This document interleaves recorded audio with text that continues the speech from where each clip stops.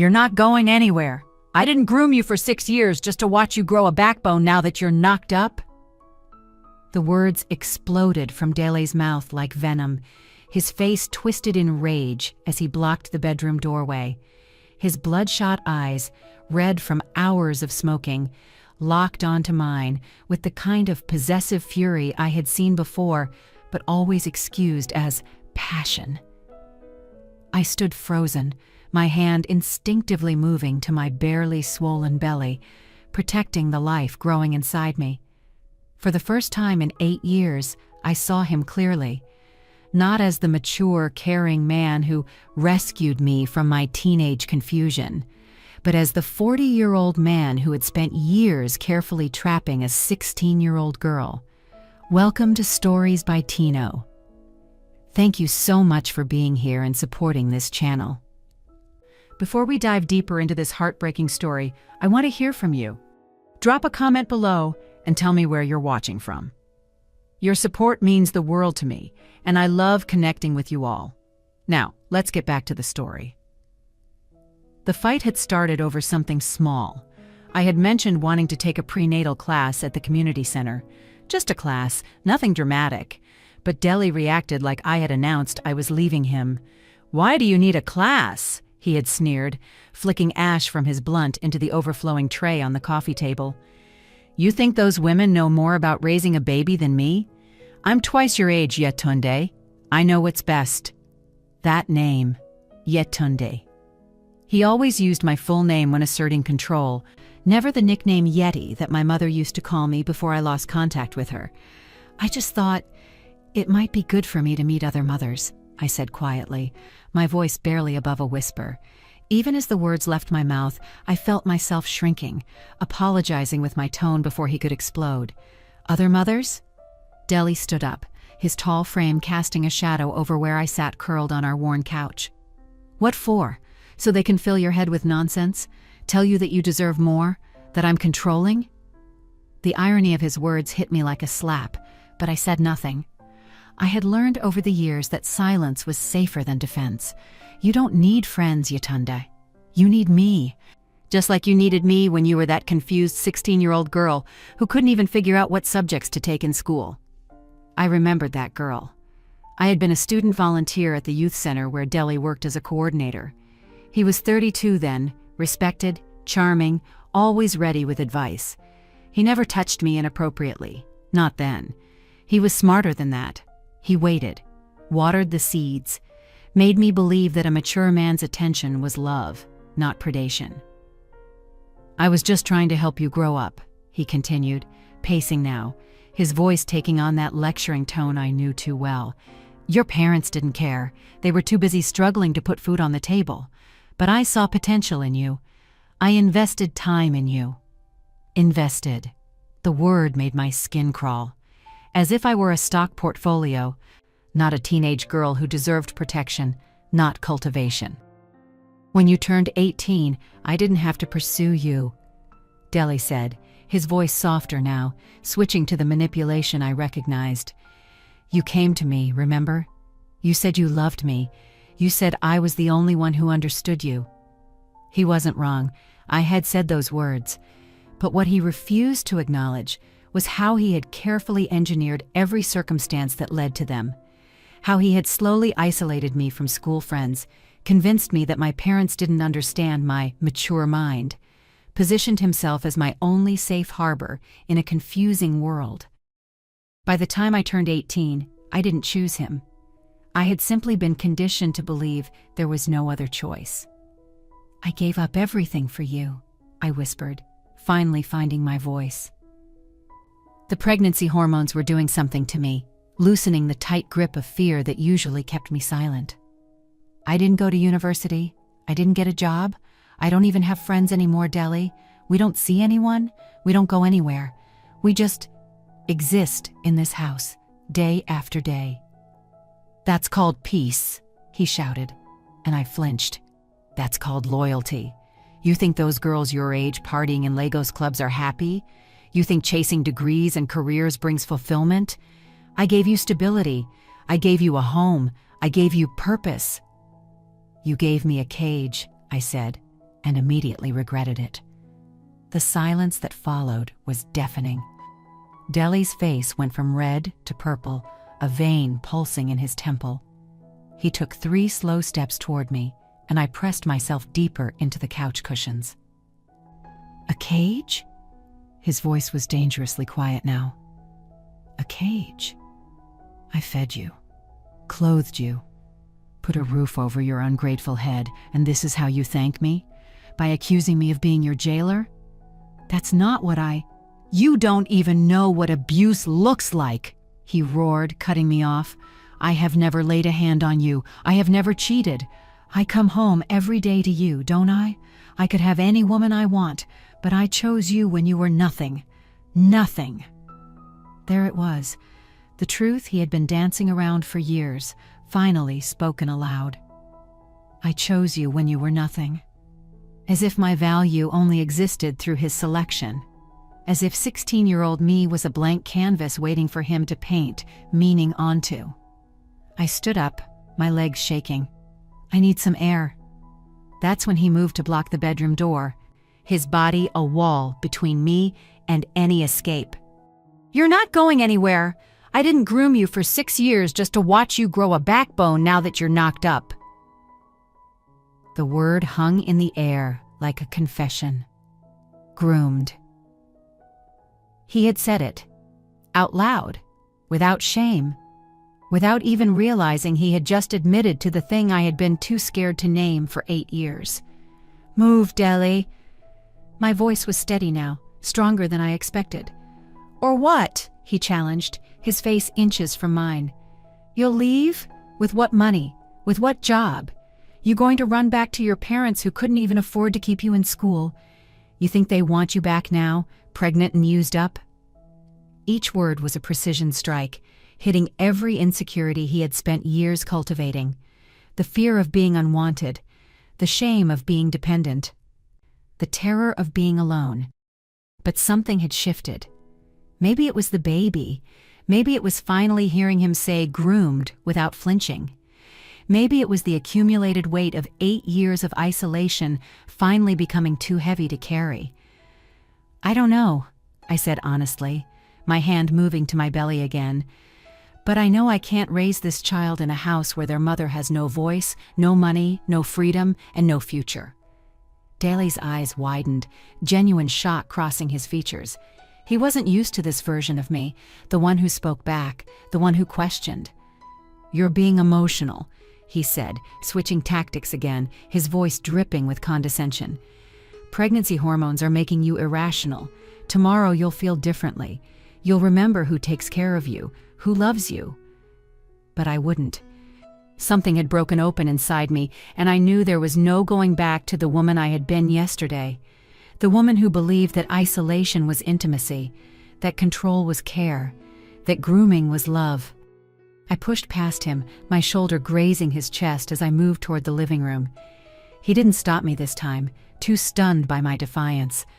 "Where are you going?" he called after me, his voice cracking slightly. I didn't answer. I didn't know. I just knew I needed distance, space, air that wasn't thick with weed smoke and manipulation. As I sat on the couch, staring at our life, the video game controllers scattered on the floor, the empty takeout containers, the curtains we never opened because Daly said sunlight was too harsh, I realized something terrifying and liberating at the same time. I was 24 years old, pregnant, with no money, no job, no friends, and nowhere to go. But for the first time since I was 16, I was starting to see the prison I had been living in, and prisoners who see their chains are one step closer to breaking them. What would you do in Yatundi's position? Have you ever felt trapped in a relationship and didn't realize it until something woke you up? Hit that like button if this story is hitting close to home, and comment below where you're watching from. Don't forget to subscribe and turn on notifications. You won't want to miss what Yetundi does next. I didn't sleep that night. Delhi had retreated to the bedroom after our confrontation, slamming the door hard enough to rattle the picture frames on the wall. Pictures of just the two of us, never anyone else, because there was no one else. I stayed on the couch, wrapped in the thin blanket that smelled like stale weed smoke, staring at the ceiling until the Lagos sunrise began creeping through the gaps in our permanently drawn curtains. My mind raced with questions I had spent 8 years refusing to ask. When did this start? When did I stop being a person and become a possession? The answer came swift and painful. It started the very first day I met him. I was 16, volunteering at the Surulere Youth Center during my school break. Deli was the program coordinator, tall, well-spoken, confident. All the teenage girls had crushes on him. But he only paid attention to me. At the time, I thought I was special. Now I understood I was simply vulnerable. My parents were struggling, my father's taxi business was barely surviving, and my mother cleaned houses to make ends meet. They loved me, but they were drowning in survival, too exhausted to notice when I started staying late at the youth center, too grateful when Deli offered to mentor me for free. "You're smarter than you think, Yatunda," he used to say, his hand resting on my shoulder just a second too long. "Your teachers don't see it, but I do. You have potential. You just need someone to guide you properly." He never asked about my dreams. He told me what they should be. "University isn't for everyone," he'd said when I was 17, applying for schools. "The system is broken. You'll just accumulate debt and end up jobless anyway. What you need is real-world experience, wisdom, someone who can teach you about life." Someone like him, of course. By the time I turned 18, he had successfully convinced me that pursuing education was a waste, that my parents' poverty was proof that traditional paths didn't work, and that the greatest thing I could do was choose a man who valued me. I moved in with him 3 weeks after my 18th birthday. My parents were against it, but Deli had been so respectful during his visits to our cramped one-bedroom apartment in Mushin. He brought gifts, rice, tinned tomatoes, sometimes cash in a white envelope that my father accepted with reluctant gratitude. "I'll take care of her," Deli had promised my mother, his voice smooth as oil. "She'll want for nothing. I'll make sure she's safe." Safe. What a twisted definition he had of that word. The morning light was fully bleeding into the room now, harsh and unforgiving. I heard Deli moving around in the bedroom, the familiar sounds of him waking up, coughing from too much smoking, shuffling to the bathroom, running water. Part of me wanted to pretend last night never happened. Slip back into the routine, make his breakfast, sit beside him while he played video games for 6 hours straight, agree when he said we didn't need to go outside because people are exhausting. But my hand moved to my belly, and I felt the weight of responsibility shift. This baby deserved better than a mother who was really just a well-kept prisoner. The bedroom door opened and Deli emerged, looking surprisingly calm. He had showered, put on fresh clothes, his reset routine after our rare fights. He always did this, acting like nothing happened, waiting for me to fall in line. "Morning," he said casually, heading to the kitchen. "I'm thinking we ordered jollof rice from that place you like. Sound good?" I watched him move around our small kitchen, pulling out his phone to scroll through delivery apps, acting like he hadn't called me ungrateful and blocked me from leaving just hours ago. "Dele, we need to talk." He didn't look up. "About what? Last night? You were tired, hormonal. I get it. Pregnancy is hard on women. My sister went through the same thing." "I wasn't being hormonal," I interrupted, my voice firmer than I expected. "I was being honest. For the first time in years, I was telling you the truth about how I feel." He set his phone down slowly, his jaw tightening. "And how do you feel, Yatunda?" "Trapped. Controlled. Like I don't have a say in my own life." Deli laughed. A short, bitter sound. "Controlled? I give you everything you need. Food, shelter, security. What more do you want?" "A life," I said simply. "Friends, a job, my own money, the ability to leave the house without asking permission." "You never ask permission," he countered. "You just never want to go anywhere. That's your choice. Because you've spent 8 years convincing me that the outside world is dangerous, that people will hurt me, that I'm safer here with you, isolated from everyone. I was protecting you." His voice rose now, the calm mask slipping. "You think those girls your age are happy? They're being used by men who don't care about them. At least I committed to you. I didn't just hit it and quit it like these Lagos boys do. You started grooming me when I was 16, Dele. You said it yourself last night. His face went pale. I didn't mean it like that. Then how did you mean it? Silence, thick and suffocating. I loved you, he finally said, his voice quieter. I still love you. Everything I did was because I saw something special in you. I wanted to protect that, nurture it. You wanted to control it, I corrected. There's a difference between nurturing someone and isolating them until they have no choice but to depend on you. Dele's hands clenched into fists at his sides. So what now? You're going to leave? Walk out that door with no money, no plan, pregnant with my child, and do what exactly? Sleep on the street? Beg your parents to take you back into their poverty? Each question was designed to break me down, to remind me of my powerlessness. And it was working. Fear crept up my spine like ice water. He saw my hesitation and pounced on it. You need me, Yetunde. You always have. Without me, you're nothing. Just another struggling girl in Lagos with a baby and no future. Is that what you want for our child? I want our child to see their mother as a whole person, I said, my voice shaking but steady, not as someone who exists only through their father's permission. Permission? Dele scoffed. You're being dramatic. All couples have dynamics. I'm the provider. You're the homemaker. That's normal. That's how it's supposed to be. I'm 24 years old and I've never had a job. I've never paid a bill. I don't even know how much rent costs because you handle everything and tell me it's too stressful for me to worry about. That's not normal, Dele. That's designed. His face twisted with anger. Designed? You think I'm some kind of villain? I'm trying to build a family with you, but you're so busy listening to what? Podcasts? Social media? What's putting these ideas in your head? My own mind, I said quietly. Maybe for the first time since I was 16, I'm actually listening to my own mind. Dele stared at me like I was a stranger, and maybe I was. Maybe the Yetunde he knew, obedient, grateful, silent, was finally dying, and someone new was being born in her place. You're making a mistake, he said coldly. If you leave, don't come crawling back when reality hits you. I won't be here waiting. Maybe that's exactly what I need, I whispered. The rest of the day passed in tense silence. Dele ordered the jollof rice anyway, ate his portion while playing video games, headphones on, ignoring me completely.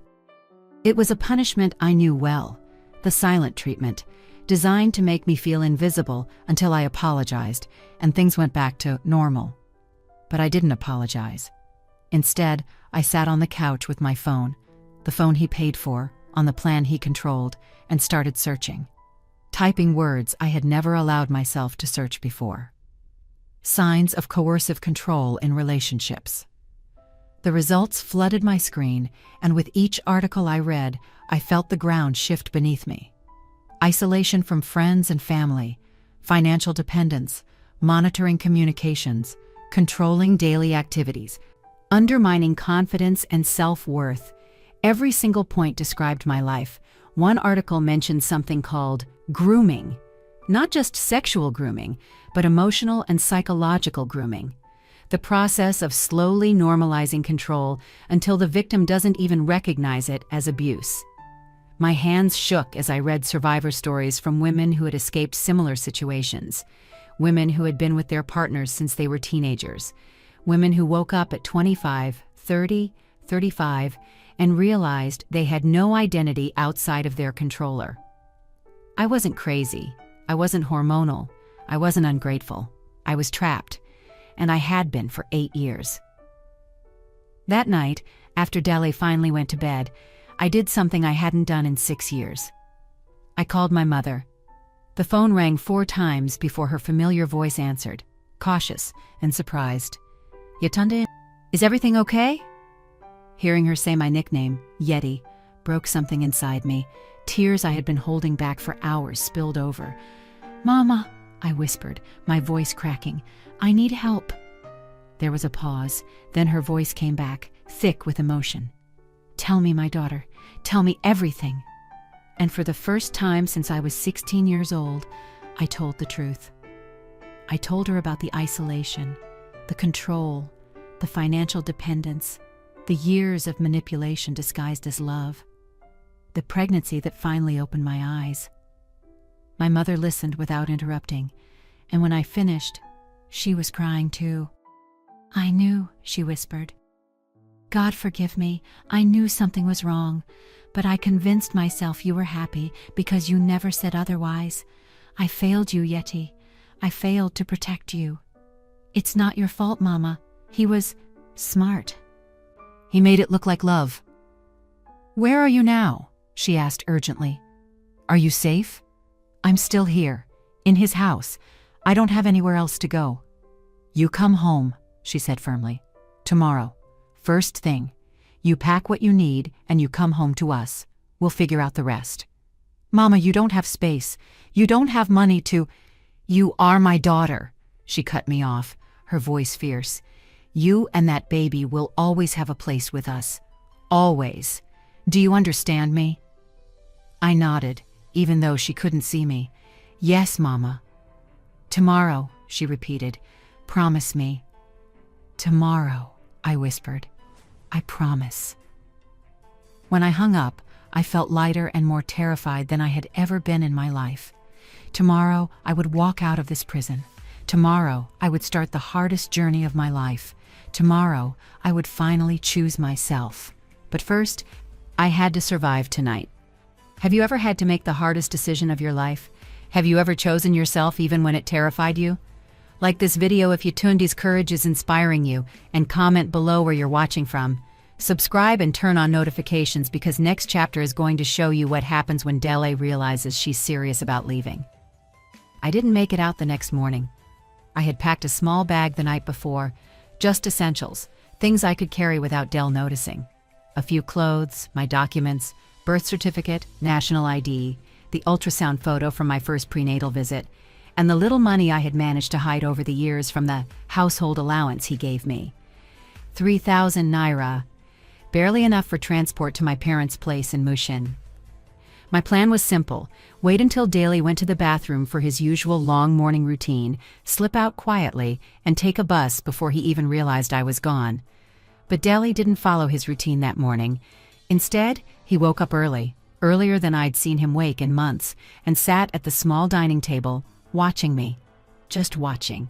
His eyes tracked my every movement as I pretended to go about a normal morning, making tea, checking my phone, avoiding his gaze. "You talked to someone last night," he said finally, his voice flat and cold. My blood turned to ice. "What?" "Your phone. I checked the call log while you were sleeping." He held up his phone, showing me a screenshot of my call history. 11-minute conversation with a number saved as Mama. "You haven't called your mother in 6 years, Yatundi, so I'm wondering—" "What changed?" The teacup trembled in my hands. He had been monitoring my phone. Of course he had. He paid the bill. He probably had access to everything. Calls, messages, maybe even my search history from yesterday. He knew. He knew I had searched for information about coercive control. He knew I had read articles about leaving abusive relationships. He knew I had called my mother for help. I wanted to tell her about the baby," I lied, my voice barely steady. Del stood up slowly, his tall frame towering over me. "Don't lie to me. I heard you crying. I heard you through the door. You were telling her things, private things, things that should stay between a husband and wife." "You're not my husband," I said before I could stop myself. The words hung in the air like a bomb waiting to explode. Deli's face went through several emotions in rapid succession. Shock, hurt, then rage, pure, undiluted rage. "Not your husband?" His voice was dangerously quiet. "I've taken care of you for 8 years. I've fed you, clothed you, put a roof over your head. I've been more of a husband than most of these worthless Lagos men who marry women and still chase everything in a skirt. And you say I'm not your husband? We're not married, Del. We never got married. You just moved me in and called me your wife. But we never made it official. No ceremony, No certificate, nothing. It was something I had noticed years ago but never questioned. Deli always called me his wife in front of the few people we encountered, delivery drivers, landlords, neighbors, but we had never actually married. When I was younger, I thought he was waiting for the right time. Now I understood it was just another form of control. No legal ties meant I had no legal rights, no claim to anything. I was just a woman, living in his house, completely at his mercy. So that's what this is about? Dele laughed bitterly. You want a wedding? Fine, we can do a wedding. Is that what you need to stop this nonsense?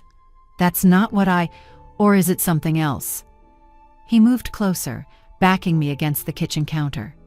Is there someone else? Did some man message you on social media?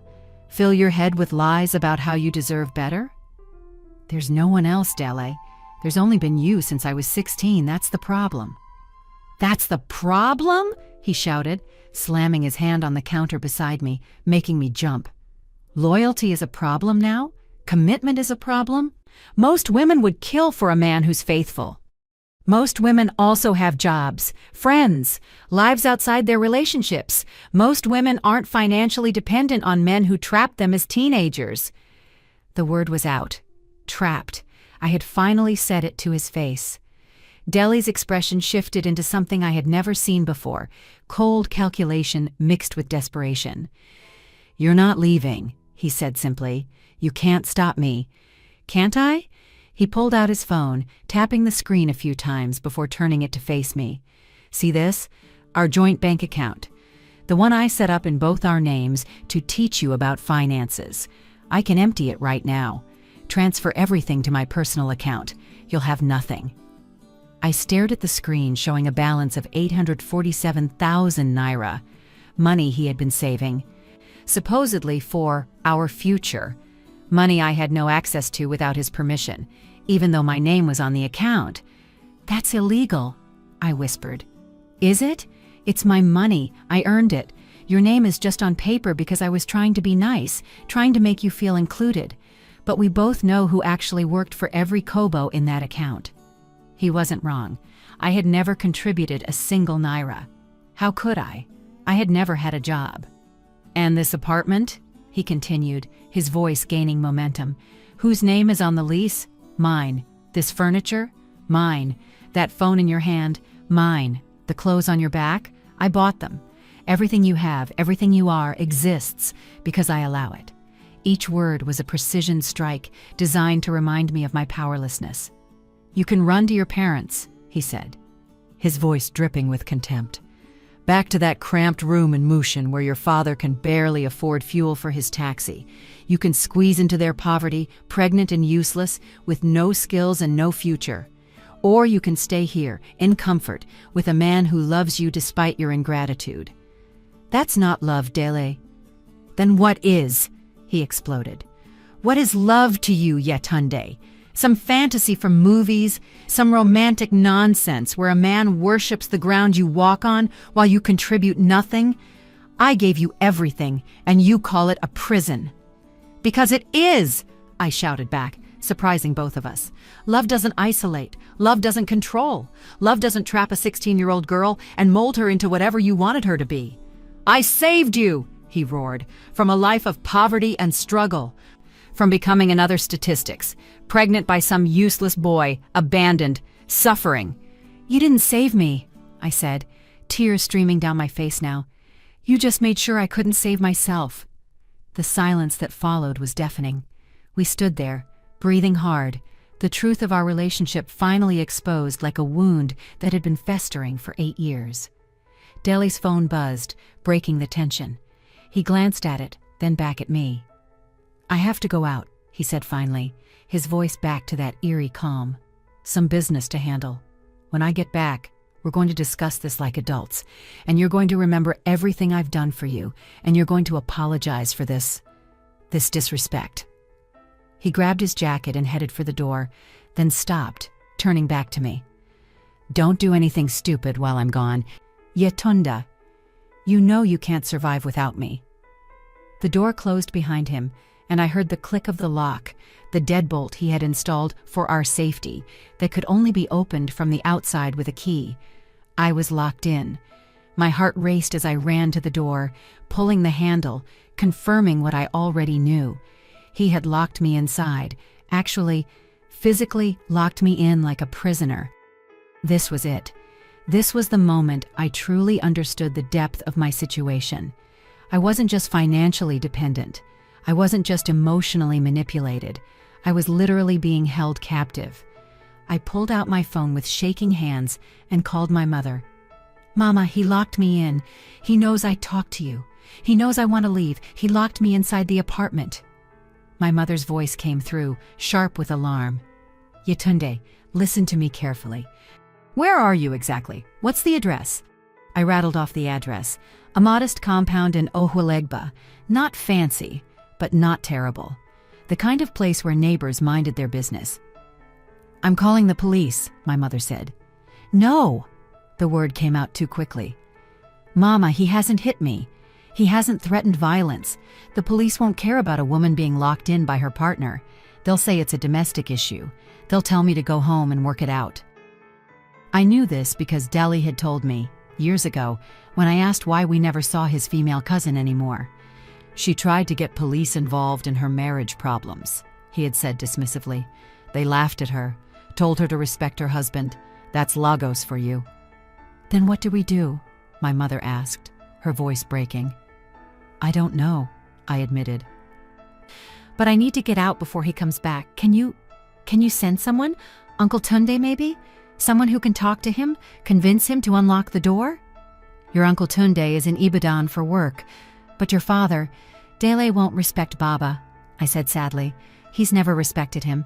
He sees him as less than, a poor man who couldn't even educate his own daughter." It was one of Dele's favorite subtle insults during the few times we had visited my parents over the years. Little comments about hard work paying off and making smart choices that made my father feel small. "Then I'm coming myself," my mother declared. "I'm getting on a bus right now." "Mama, it's 2 hours from Mushin. And even if you get here, what can you do? He has the only key." We sat in silence, both of us realizing the impossible situation. Then my mother said something that changed everything. "There's a woman from my church. Her name is Funmalayo. She runs a shelter for women in situations like yours, women escaping difficult circumstances. Let me call her. Let me see if she can help." "A shelter?" The word felt foreign, dramatic. I wasn't a battered woman with bruises. I was just controlled. Did that count? "Yes, my daughter, a shelter. Because what you're describing, being locked inside, having no money, no freedom, no choice, that is abuse. You understand? Whether he hits you or not, this is abuse." The words settled over me like a heavy blanket. Abuse. I had spent 8 years avoiding that word, convincing myself that abuse required violence, bruises, broken bones. But sitting here, locked in an apartment, completely dependent on a man who had groomed me since I was 16, I finally accepted the truth. This was abuse, and I needed help. "Call her," I said to my mother. "Please, call her and see if she can help me get out." "I will. Stay strong, Yeti. Stay strong for that baby. We're going to get you out of there." After we hung up, I sat on the couch, my hand on my belly, and made a silent promise to my unborn child. "I'm going to get us out, whatever it takes. You're not going to grow up watching your mother live like this. I promise you." Outside, I heard the sounds of Lagos life continuing, cars honking, vendors calling, children playing. Normal life. Free life. Life I was about to fight for. If you were locked inside by someone who claimed to love you, what would you do? Would you wait for help or find a way to escape yourself? Drop a comment with your answer. I want to know how you would handle this. And don't forget to like and subscribe, because coming chapter is going to reveal whether Yetunde escapes or if Deli comes back before help arrives. 20 minutes after my mother's call, my phone rang with an unknown number. I hesitated, my finger hovering over the screen. What if it was Dele, calling from someone else's phone to check if I was behaving? But desperation won over caution. Hello? Yetunde? The voice was female, warm but professional. My name is Funmalayo. Your mother called me. She told me about your situation. Are you safe right now? Safe. What a complicated question. I'm not hurt, I said carefully, but I'm locked inside the apartment. He went out and locked the door from the outside. I can't get out. How long has he been gone? I checked the time on my phone. Maybe 30 minutes. I don't know when he's coming back. Okay, listen to me very carefully, Yetunde. I've helped many women in situations like yours. Right now, we need to focus on getting you out of that apartment safely. Do you have a window, a balcony, any other exit? I looked around our ground floor apartment. There's a window in the bedroom. It faces the compound, but it has burglar bars. Can you remove them? I walked to the bedroom, examining the metal bars welded across the window frame. No, they're permanently fixed. Dele said it was for security. Of course he did. Everything was always for security, for protection, for my own good. What about neighbors? Funmalayo asked. Is there anyone in the compound you trust? Anyone who might help you? I thought about our neighbors. We had lived here for 3 years, but I barely knew anyone. Dele always discouraged interaction. They're nosy, he'd say. They'll just gossip and cause problems. We don't need them in our business.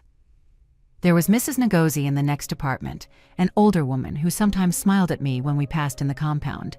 And there was the young couple upstairs, Emeka and his wife. But I had never had a real conversation with any of them. How could I ask them for help now? There's a woman next door, I said hesitantly. But I don't really know her. I don't even know if she's home. Try, Funmalayo urged. Go to the window. Call out to her. Tell her you need help. Tell her you're locked in and you need someone to call a locksmith or the police. The police won't. They will if there's a witness saying you're being held against your will. That changes things. It's no longer just domestic issues. It becomes unlawful detention. Do you understand? I nodded, even though she couldn't see me. Yes. Good. I'm sending you an address via text message. It's our shelter location in Yaba. When you get out, and you will get out, you tell whoever helps you to take you there. Don't go to your parents' house first. If he knows where they live, that's the first place he'll look for you. The thought sent chills down my spine. Would Dele really go to my parents' house? Would he cause a scene, threaten them? Yes. The answer came swift and certain. He would. Okay, I whispered. Yaba, I understand. Yetunde, Funmalayo's voice softened. You're doing the right thing. I know you're scared. I know this feels impossible, but you're stronger than you know. You've survived 8 years with this man. You can survive getting away from him, okay? Okay. Call me when you're safe. I'll be waiting for you. After hanging up, I stood at the bedroom window staring out at the compound. It was mid-morning on a weekday. Most people were at work or school. The compound was quiet except for the sound of a radio playing somewhere and a child crying in a distant apartment. I took a deep breath and pushed the window open as far as it would go, about 6 inches before it hit the burglar bars. Hello? I called out, my voice weak and uncertain. Hello? Is anyone there? Nothing. I tried again, louder this time. Please, is anyone there? I need help. A door creaked open somewhere. I heard footsteps. Then Mrs. Ngozi's face appeared at her own window, her expression puzzled. Yetunde? Is that you? What's wrong? The concern in her voice nearly broke me. When was the last time someone had asked me what was wrong with genuine care? Mrs. Ngozi, please, I need help. I'm locked inside. Dele locked me in before he left and I can't get out. I need someone to help me. Mrs. Ngozi's face shifted from puzzlement to alarm. Locked you in? Why would he lock you inside your own house? It's complicated. Please, I just need to get out. Can you call someone? A locksmith? Or the police? Police? Mrs. Ngozi's voice dropped to a whisper. Yetunde, what is happening? Has he hurt you? Not physically, I said, and then the words just spilled out. But he's been controlling me for 8 years, since I was 16. He won't let me have friends or a job or my own money. He monitors my phone. He isolated me from my family. And today, when I tried to leave, he locked me in. Please, Mrs. Ngozi, I'm pregnant and I'm scared and I just need to get out before he comes back. Mrs. Ponta. Ngozi's hand flew to her mouth. Oh my God. Oh, Yetunde, I always wondered why you never came out, why you always looked so small, so quiet. I thought maybe you were just shy. I need help, I repeated, my voice breaking. Please. I'm calling my son right now. He's a mechanic. He has tools. We're going to get you out of there. Don't worry, my dear. Don't worry. She disappeared from the window, and I heard her voice through the walls, urgent and commanding, speaking rapid Yoruba into her phone. 5 minutes later, though it felt like hours, I heard voices outside my door. Mrs. Ngozi, a younger male voice, and then the sound of tools against metal. Yetunde, Mrs. Ngozi called through the door. My son Segun is here. He's going to break the lock. Stand back from the door. I moved to the far side of the living room, my heart pounding so hard I thought it might burst from my chest. There was a loud bang, then another, then the sound of metal scraping against metal. Then suddenly, blessedly, the door swung open. Segun stood there, a crowbar in his hand, breathing hard. He was maybe 25, wearing mechanic's overalls stained with oil. Behind him stood Mrs. Ngozi, her face etched with worry and anger. "Thank you," I gasped. "Thank you so much." "Are you hurt?" Segun asked, his eyes scanning me for injuries. "No, I'm okay. I just need to get my things and leave before he comes back." "Where will you go?" Mrs. Ngozi asked. "Do you have somewhere safe?" I pulled out my phone, showing her the address Funmalayo had sent. "Here, there's a shelter for women. Someone is waiting for me." Mrs. Ngozi's expression hardened with understanding. "A shelter. Good." "That's good. Go pack what you need. Quickly. Segun will take you." "No, Mama, I can't." Segun started to protest. "You will!" Mrs. Ngozi cut him off with the authority only a Nigerian mother could wield. "This girl needs help. You will take her where she needs to go. Now." Segun nodded, chastised. "Yes, Ma." I rushed to the bedroom, grabbing the small bag I had packed earlier. As I moved through the apartment gathering my few possessions, I saw Mrs. Ngozi and Segun surveying the space, the drawn curtains, the video game equipment scattered everywhere, the ashtray overflowing with blunt remains, the claustrophobic atmosphere of a place designed to keep someone trapped. "How long has this been going on?" Mrs. Ngozi asked quietly. 8 years, I said, stuffing my phone charger into the bag. "Since I was 16.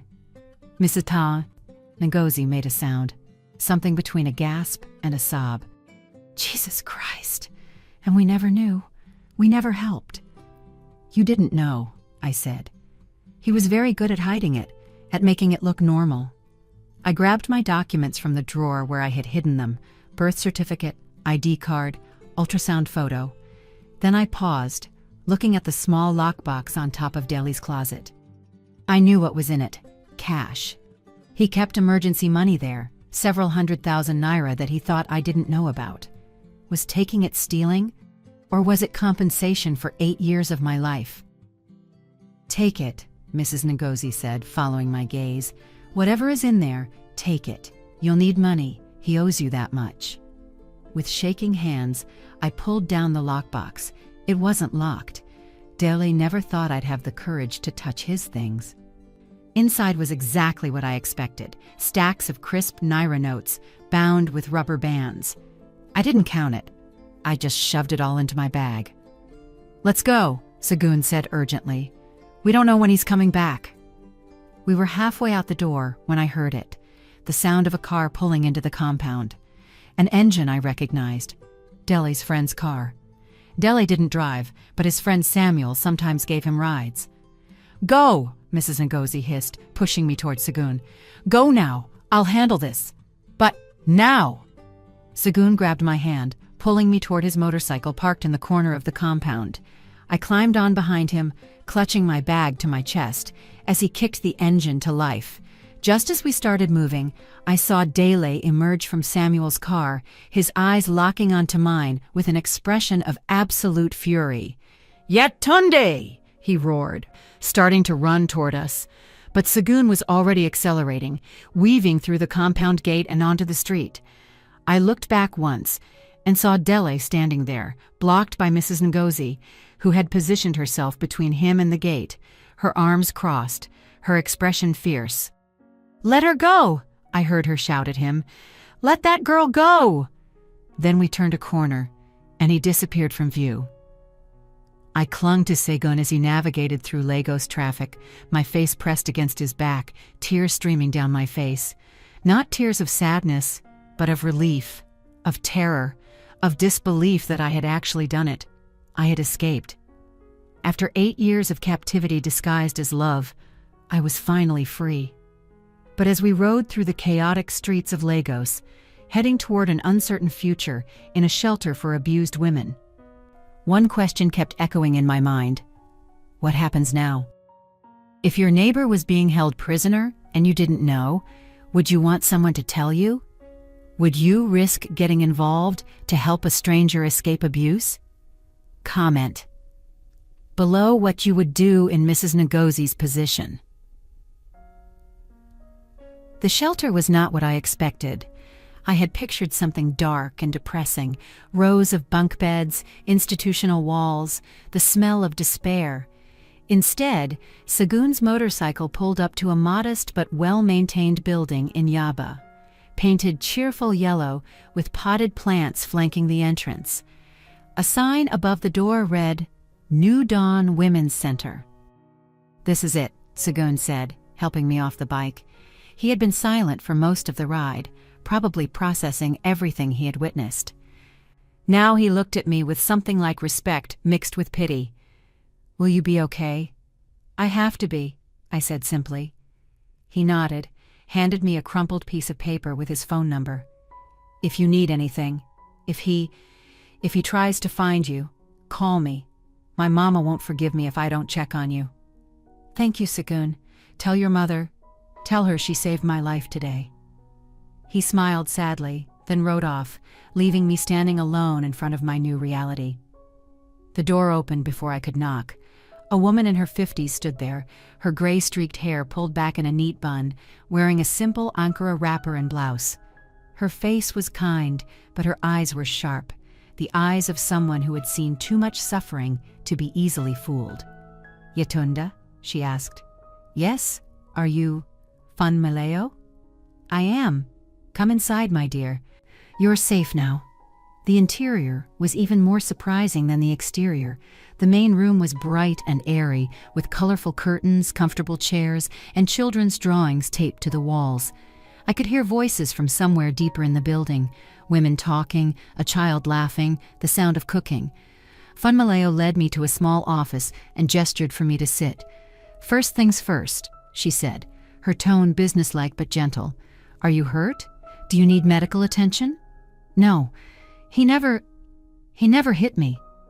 "Physical violence is not the only kind that leaves scars," Funmaleo said quietly. "How far along are you?" My hand moved automatically to my belly. 4 months, almost 5. "Have you been seeing a doctor regularly?" I nodded. Dele took me to appointments. He always came with me. Always spoke for me when the doctor asked questions. Funmaleo's mouth tightened. "Of course he did. We'll arrange for you to see our clinic tomorrow. A woman doctor who understands situations like yours. No men in the room unless you specifically request it. No one speaking for you. Just you and your baby. Okay?" The thought of a medical appointment where I could speak for myself felt revolutionary. "Okay," I whispered. Funmaleo pulled out a form. "I need to ask you some questions. Some will be difficult. Some might make you uncomfortable. But I need to understand your situation fully so I can help you properly. Can you handle that?" I nodded. For the next hour, I answered questions I had never been asked before. Questions about control, about isolation, about finances, about fear. Questions about Deli's behavior. Our relationship history, his patterns of manipulation. With each answer, I watched Funmaleo make notes, her expression growing grimmer. Finally, she set down her pen and looked at me directly. Yetunde, what you've described is called coercive control. It's a form of domestic abuse recognized by law. Your partner, and I'm going to call him that because you're not married, which means you have certain legal protections. Your partner groomed you as a minor and has been psychologically and financially abusing you for 8 years. Hearing it stated so plainly, so clinically, made it real in a way it hadn't been before. Can I press charges? I asked. That's complicated, Funmaleo admitted. Nigerian law is still catching up on coercive control. Physical violence is easier to prosecute. But what we can do is get you a restraining order, a legal document that prevents him from contacting you or coming near you. If he violates it, then the police can arrest him. He'll violate it, I said with certainty. He'll come looking for me. That's why you're here, Funmaleo said. This location is confidential. He doesn't know about this place. Your parents don't even know the exact address, only the general area. We keep it that way to protect the women who live here. How many women are here? Right now? 12 women, 7 children. Some stay a few weeks, some stay months. We help them rebuild, find jobs, secure housing, navigate legal systems, heal emotionally. Some reconcile with their partners after counseling. Some start completely new lives. But the choice is always theirs. That's what this place is about, giving women back the power to choose. The power to choose. I had forgotten what that felt like. What about money? I asked. I don't have a job. I can't pay. This shelter is funded by donations and grants, Funmaleo interrupted. You don't pay to stay here. What we ask is that you participate in our programs, therapy sessions, skills training, legal workshops. We help you build the tools you need to survive on your own. I thought of the cash in my bag, Deli's emergency money that I had taken. Should I mention it? As if reading my mind, Funmaleo added, If you have any money, keep it safe. Open a bank account in only your name. We can help you do that. That money is yours now. Don't feel guilty about taking it. Consider it compensation for 8 years of unpaid labor. Funmaleo led me upstairs to a dormitory-style room with 6 beds. Only 3 were occupied. My new roommates looked up as we entered. 2 younger women, maybe early 20s, and 1 older woman who looked to be in her 40s.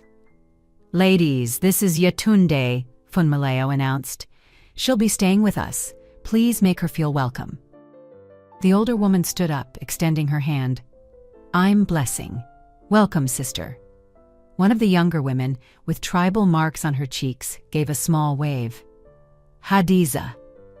The third woman just nodded silently, her eyes haunted. That's Neka, Blessing said gently. She's been here 2 weeks, still processing. Give her time. I understood. I was probably going to be just like Neka, haunted, silent, processing. Funmaleo showed me to an empty bed, gave me some basic toiletries and a change of clothes from their donation closet, then left me to settle in. For a long moment, I just sat on the thin mattress, staring at my small bag of possessions. Everything I owned in the world now fit into one bag. 8 years of my life, reduced to this. First day is always the hardest, Blessing said, sitting on her own bed across from mine. Tomorrow gets a little easier, then the next day.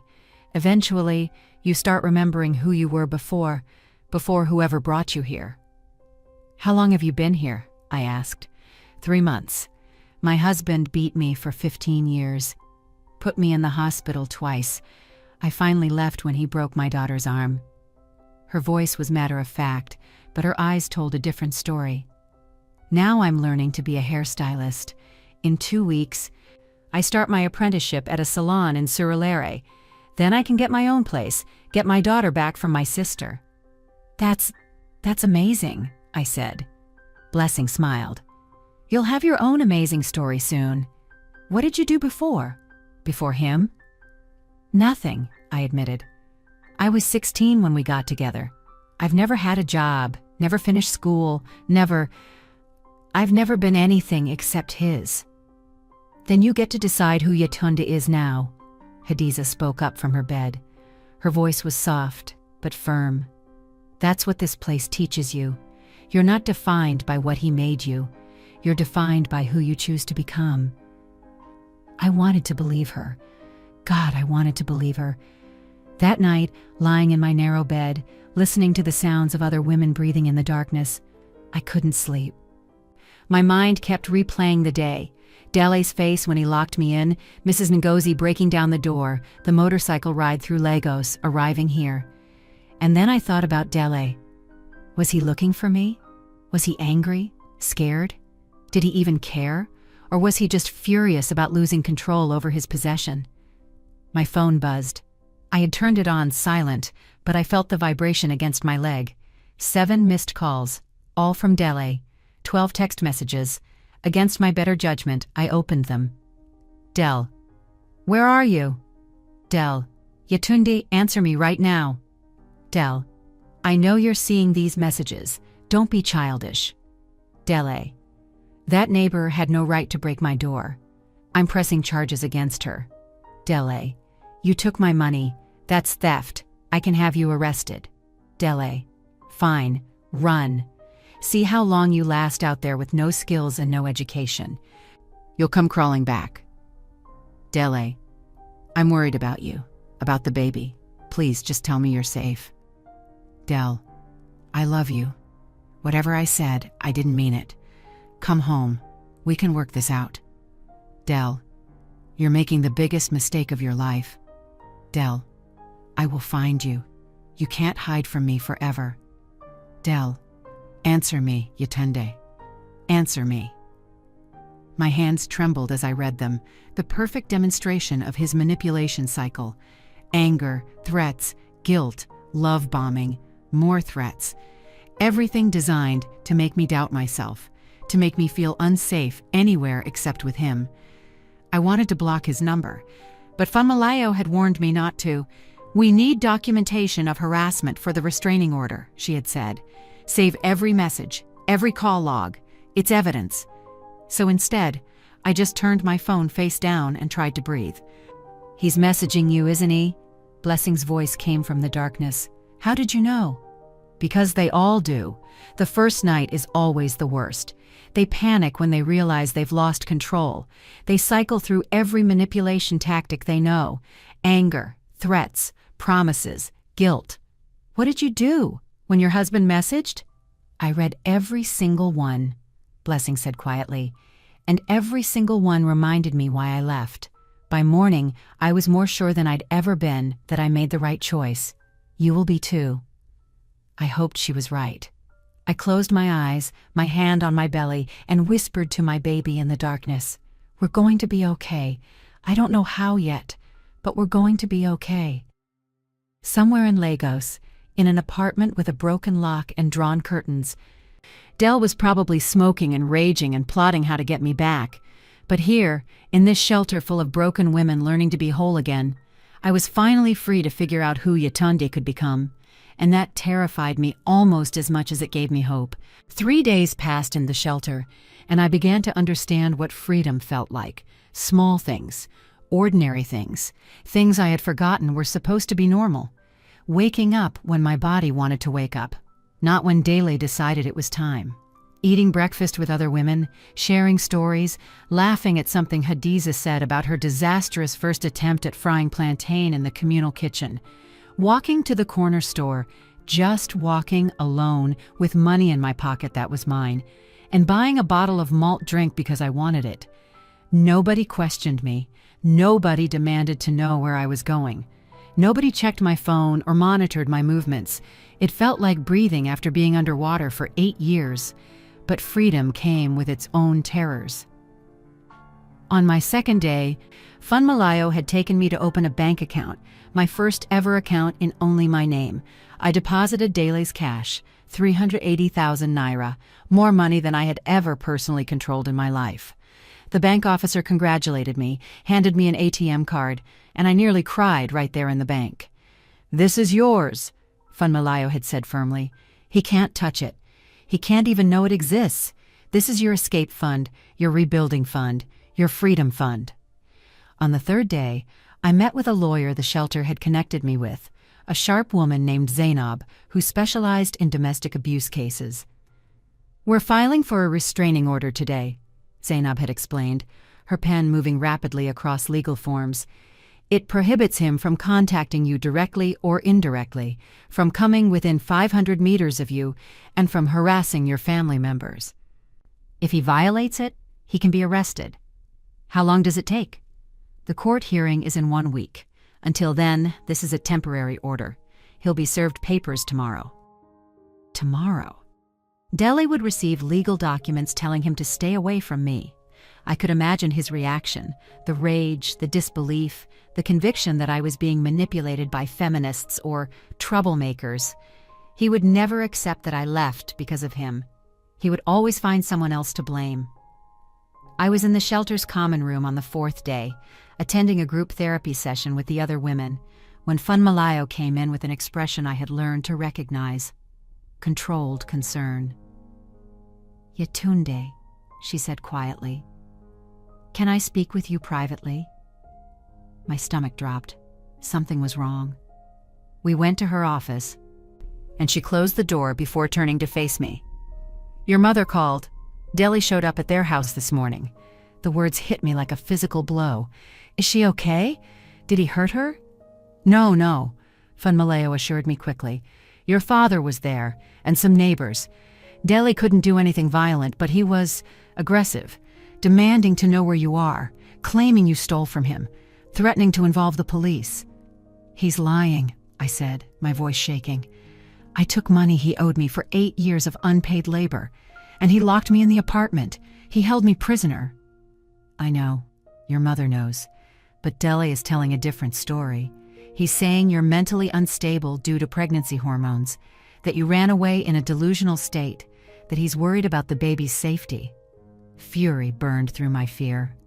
Of course he would weaponize my pregnancy, twist it into proof of my incompetence, my instability. That was his specialty, taking the truth and inverting it until he was the victim. What did my mother tell him?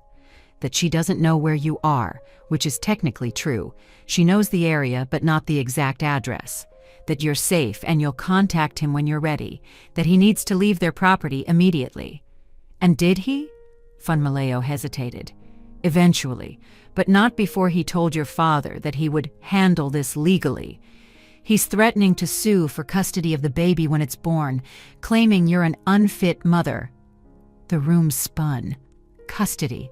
He was threatening to take my baby, a baby that wasn't even born yet, and he was already trying to control it, to use it as a weapon against me. "Can he do that?" I whispered. "Can he actually take my baby?" "Not easily," Funmalayo said firmly. "Especially not if we document his pattern of abuse. That's why the restraining order is so important. That's why we're building a case. Nigerian courts are slowly getting better about recognizing coercive control, especially when there's clear evidence of grooming a minor."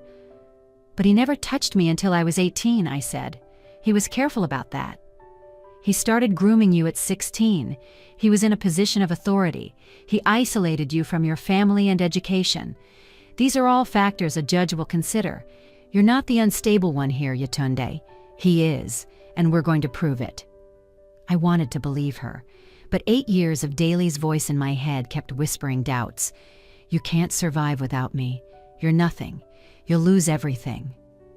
That evening, my phone exploded with activity.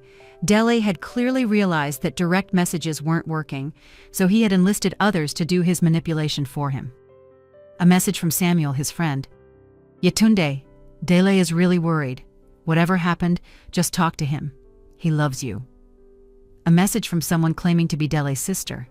I had never met any of his family in 8 years. "You're breaking my brother's heart. He's not eating, he's not sleeping. Is this how you treat someone who gave you everything?" A message from a number I didn't recognize. So you're just going to abandon your responsibilities? Run away like a child? Grow up. Each message was a carefully crafted guilt bomb designed to make me question myself, to make me feel selfish and cruel. I showed them to Blessing, who read through them with a grim expression. "Classic flying monkeys," she said. "What?" "Flying monkeys. It's what they call people who do an abuser's dirty work for them. He can't contact you directly, so he sends his friends and family to guilt you, to gather information, to break you down. My husband did the same thing." "What did you do?" "I blocked every single one of them," Blessing said simply. "Anyone who takes his side without even asking for yours doesn't deserve access to you. Real people who cared about you would ask, 'Are you safe? What happened? How can I help?' Not, 'You're hurting him, go back.'" She was right. Not one of these messages asked if I was okay. Not one asked what Deli had done. They just assumed I was the problem. I spent the next hour blocking numbers, deleting messages, creating boundaries I had never been allowed to have before. It felt powerful and terrifying at the same time. On the 5th day, I attended my first job skills workshop at the shelter. A local businesswoman came to teach basic computer skills, how to use Microsoft Word, Excel, email, things that most people my age had learned in secondary school or university. I sat at a donated laptop, staring at the keyboard, feeling utterly lost and ashamed. "I don't know how to do any of this," I admitted to the instructor, a patient woman named Omotola. "That's why you're here," she said kindly. "To learn. Everyone starts somewhere. By the time you leave this shelter, you'll have skills you can put on a CV, skills that can get you a job." A job. The concept still felt foreign. I had spent 8 years believing I was unemployable, uneducated, useless outside of Dealey's house. "What kind of job could I even get?" I asked. "I didn't finish secondary school. I have no experience." "You'd be surprised," Omotola said. "Retail, customer service, restaurants, salons. There are many places that value attitude and willingness to learn over formal education. And if you want, we can help you study for your WAEC exams. Some women here do that. Get their certificate, then move on to higher education." Higher education, at 24, pregnant, starting from nothing. It seemed impossible. But then again, 5 days ago, escaping had seemed impossible too. That night, I had my first therapy session with the shelter's counselor, a gentle man named Dr. Ifeanyi, who specialized in trauma. "Tell me about your relationship with Dele," he said, notepad ready. "I don't know where to start." "Start with how you felt when you first met him." I thought back to 16-year-old me, volunteering at the youth center, desperate to feel special, to feel seen. "I felt chosen," I admitted. "Out of all the girls, he noticed me. He said I was mature for my age, smart, different." "And now, looking back with adult eyes, how do you see that same situation?" I was quiet for a long moment. "I see a 32-year-old man targeting a vulnerable teenage girl," I said finally. "I see someone who knew exactly what he was doing, who waited until it was legal, but who had already done the damage years before." "That's a profound realization," Dr. Ifeanyi said. "What you're describing is grooming, not just romantic grooming, but psychological conditioning. He trained you to see the world his way, to doubt yourself, to believe you needed him to survive. That's not love, that's control." Hearing a professional, a man even, validate what I had been feeling was overwhelming. Tears streamed down my face. "I wasted 8 years, I sobbed. 8 years of my life gone." "Not wasted," Dr. Ifeanyi said firmly. "Survived. You survived 8 years with a controlling, manipulative partner. You protected yourself the best way you knew how. And now you're here, doing the hard work of healing. That's not waste. That's courage." On the 6th day, Funmalayo called me into her office again. "Dele was served the restraining order papers this morning," she said. "He has 1 week before the court hearing. During that time, he's legally prohibited from contacting you." "Will he follow it?" "Most don't," she admitted. "But any violation gives us more evidence for the permanent order. The process server said Dele was vocal, claimed the whole thing was illegal, demanded to know your location, threatened to sue everyone involved. Of course he did. There's something else, Funmalayo said carefully. The process server mentioned that Dele seemed genuinely shocked, not angry shocked, but confused shocked, like he really didn't understand what he had done wrong. That somehow was even more chilling than rage would have been. Dele truly believed he had loved me correctly. That control was care, that isolation was protection. He had convinced himself so thoroughly of his own narrative that he couldn't see the truth even when it was spelled out in legal documents. "What happens at the hearing?" I asked. "You'll need to testify. Tell the judge your story. Dele will be there. He'll have a chance to defend himself. It won't be easy." The thought of facing him in a courtroom, of speaking my truth while he sat there staring at me, made my hands shake. But it had to be done. For myself, for my baby, for every year I had lost. That night, lying in bed, I felt my baby move for the first time. A tiny flutter, like butterfly wings against the inside of my belly. I placed my hand over the spot, tears streaming down my face. "I'm doing this for you," I whispered. "So you never have to wonder if love is supposed to feel like a cage. So you grow up knowing that you deserve freedom, respect, choice. I'm doing this for both of us." Across the room, Blessing smiled in the darkness. "You're going to make it," she said quietly. "I can tell. You're stronger than you know." I wanted to believe her, and for the first time in 8 years, I was starting to. If someone serves your abuser with legal papers, do you think they'll respect them or violate them immediately? What would you expect to happen next? Comment your predictions below. Like this video if you're proud of Yetunde's progress. The courthouse in Ikeja was nothing like I imagined. I had pictured grand columns and dramatic staircases like in American movies. Instead, it was a crowded, humid building with peeling paint and long benches filled with people waiting for their cases to be called. The air smelled like old paper and anxiety. Funmalayo sat beside me on one side, Zainab, my lawyer, on the other. My mother had come too, holding my hand so tightly I thought my bones might break. My father waited outside. He couldn't handle seeing Dele, couldn't trust himself not to do something that would land him in trouble. "He's here," Funmalayo said quietly, nodding toward the entrance. I turned and saw him. Dele looked different, smaller somehow, though his height hadn't changed. He wore a crisp white shirt and dark trousers, his respectable outfit. His eyes scanned the room until they found mine, and for a moment, our gazes locked. I expected to see anger. Instead, I saw something worse. Hurt. Genuine, wounded confusion, as if I had betrayed him in the most incomprehensible way. He still didn't understand. After everything, he still believed he was the victim. "Don't look at him," my mother whispered fiercely. "You look straight ahead. He doesn't deserve your eyes." The bailiff called our case.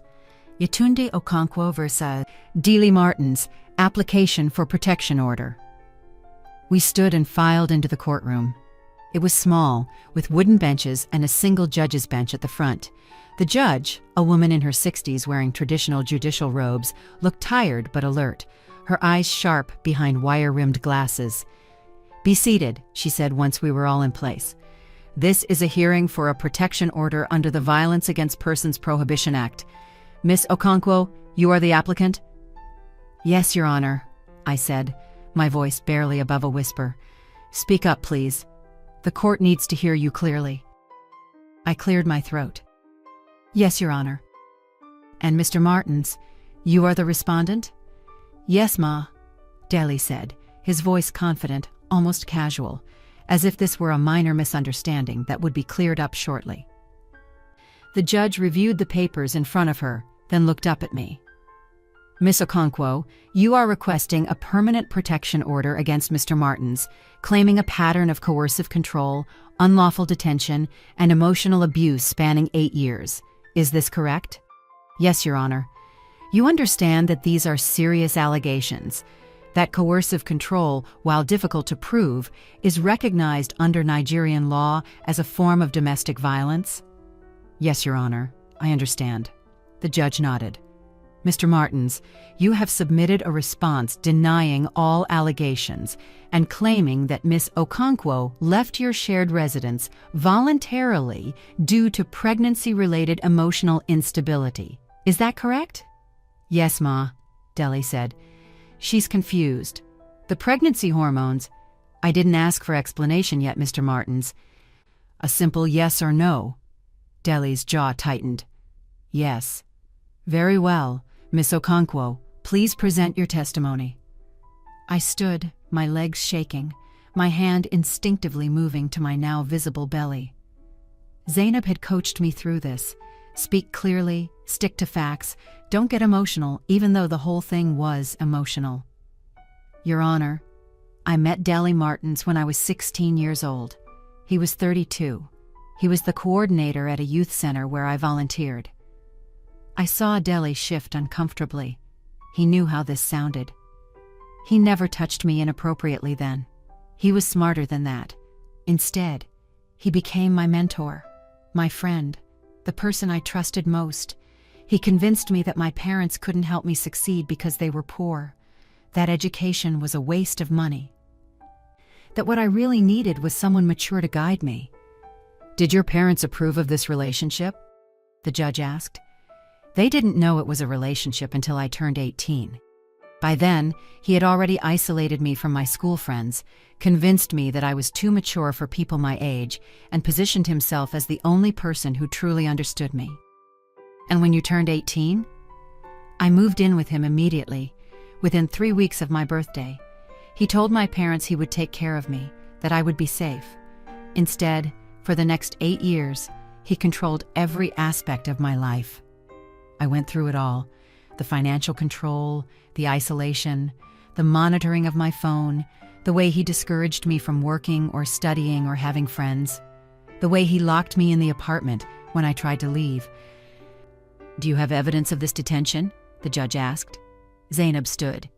Your Honor, we have a sworn affidavit from Mrs. Ngozi Okafor, Mr. Martin's neighbor, who witnessed the locked door and helped Miss Okonkwo escape. We also have photographs of the damaged lock. And the financial control? Miss Okonkwo was entirely dependent on Mr. Martins for 8 years. No job, no bank account in her own name, no access to money except what he provided. This is documented in her testimony and corroborated by her parents' statements. The judge reviewed the documents, then looked at Dell. Mr. Martins, you wish to respond? Dell stood, and I saw the transformation, from the controlling man I knew to the charming, reasonable man he showed the world. Your Honor, with all respect, Yetunde is painting a very misleading picture. Yes. I met her when she was young. Yes, I mentored her, but I never forced her to do anything. She came to me willingly when she turned 18. She wanted to live with me. Because you spent 2 years grooming her, I said before I could stop myself. Miss Okonkwo, please, the judge said. You'll have a chance for rebuttal. Deli continued, his voice dripping with wounded innocence. I provided for her, gave her a home, supported her when her own family couldn't, and yes, I made decisions about our finances because I'm older, more experienced. That's not control, that's responsibility. That's taking care of someone you love. And locking her in the apartment? The judge asked pointedly. That's— Dell hesitated. That was a misunderstanding. She was upset, emotional. I was worried she would do something dangerous in her state. I was protecting her and our unborn child. By imprisoning her? By keeping her safe.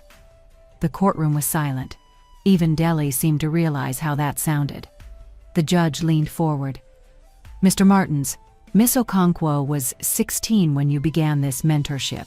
You were 32. She is now 24, pregnant, with no education beyond secondary school, no work experience, no financial resources except what she took from your apartment when she escaped. Do you not see the power imbalance here? I gave her everything. You gave her dependence, the judge interrupted. You gave her a gilded cage and called it love. That is the very definition of coercive control. Deli's face reddened. This is feminist nonsense. A man takes care of his woman and suddenly he's an abuser? I never hit her. I never cheated. I was faithful. Abuse is not limited to physical violence, Mr. Martins.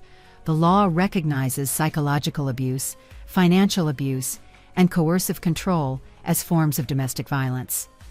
Based on the evidence presented, the isolation, the financial control, the unlawful detention, and the significant age and power difference when the relationship began, this court finds sufficient grounds for a protection order. No, Deli stood suddenly. You can't do this. That's my child she's carrying. I have rights. You have the right to file for custody when the child is born, the judge said calmly.